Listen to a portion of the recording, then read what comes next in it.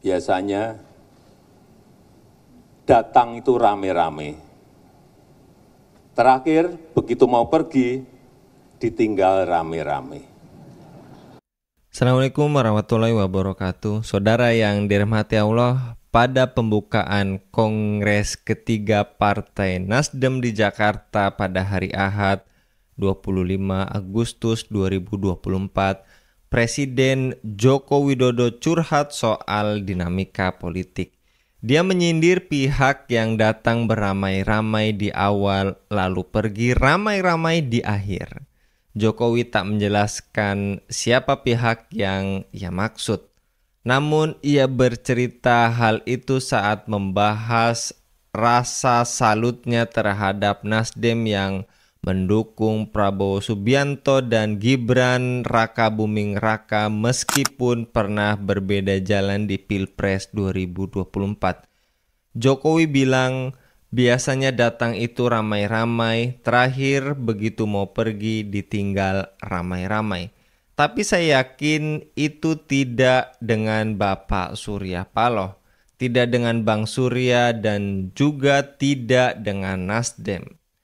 Perkataan Jokowi dinilai sebagai isyarat kalau dirinya memang mulai ditinggalkan oleh sejumlah partai politik.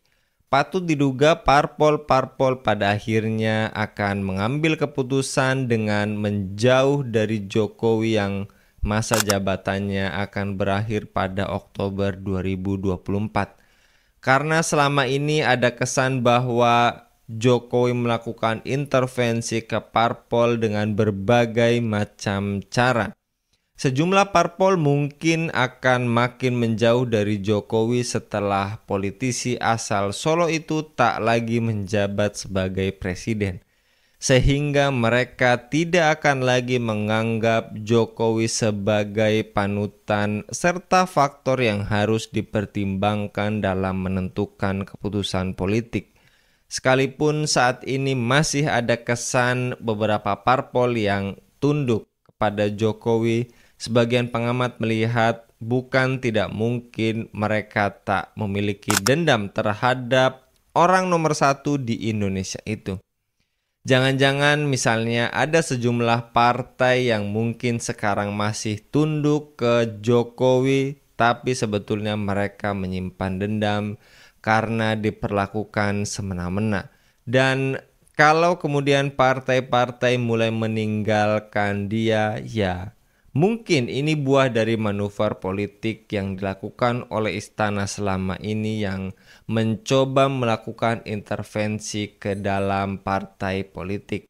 Sekalipun masih ada putra sulung Jokowi Gibran yang menjadi wakil presiden terpilih untuk periode berikutnya dinilai tidak cukup untuk membuat posisi Jokowi tetap terpandang setelah lengser dari kursi kekuasaannya. Alasannya karena keluarga Jokowi sendiri tidak memiliki partai besar yang mendominasi peta politik tanah air.